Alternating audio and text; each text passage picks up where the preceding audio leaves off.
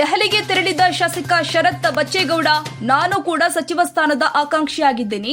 ಹೀಗಾಗಿ ಸಚಿವ ಸ್ಥಾನಕ್ಕಾಗಿ ಪ್ರಯತ್ನ ಮಾಡಲು ದೆಹಲಿಗೆ ತೆರಳುತ್ತಾ ಇದ್ದೀರಿ. ನಾವು ಈಗಾಗಲೇ ಮಾಡಿರುವ ಕೆಲಸ ಹಾಗೂ ಮುಂದಿನ ದಿನಗಳಲ್ಲಿ ಪಕ್ಷದ ಸಂಘಟನೆ ದೃಷ್ಟಿಯಲ್ಲಿ ನೀಡಬೇಕಾಗುತ್ತೆ.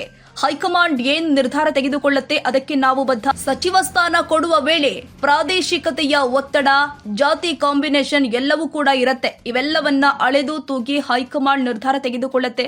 ಕೆಂಪೇಗೌಡ ಏರ್ಪೋರ್ಟ್ನಲ್ಲಿ ಶಾಸಕ ಶರತ್ ಬಚ್ಚೇಗೌಡ ಹೇಳಿಕೆ ಕೊಟ್ಟಿದ್ದಾರೆ. ನಿಜವಾಗಿ ದೆಹಲಿಯಲ್ಲಿ ಈಗಾಗಲೇ ಸಚಿವ ಸಂಪುಟದ ವಿಸ್ತರಣೆ ಪ್ರಕ್ರಿಯೆ ಪ್ರಾರಂಭ ಆಗಿದೆ.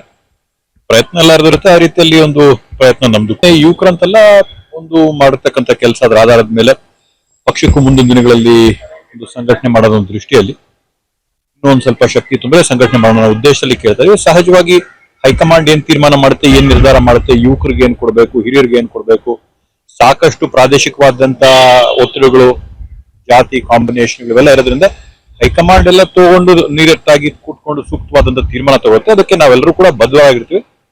ಕೇಳಂತದ್ದು, ಪ್ರಯತ್ನ ಪಡೋಂಥದ್ದು ನಮ್ಮ ಒಂದು ಕರ್ತವ್ಯ. ಆಯ್ಕೆ ಮಾಡೋಂಥದ್ದು, ಅವಕಾಶಗಳು ಮಾಡ್ಕೊಳ್ಳುವಂಥದ್ದು ಹೈಕಮಾಂಡ್ ಮಾಡ್ಕೊಡುತ್ತೆ. ಅದಕ್ಕೆಲ್ಲರಿಗೂ ಕೂಡ ನಾವು ಬದ್ಧರಾಗಿರ್ತೀವಿ. ಇದರಲ್ಲಿ ಪ್ರಯತ್ನ ಅಷ್ಟೇ.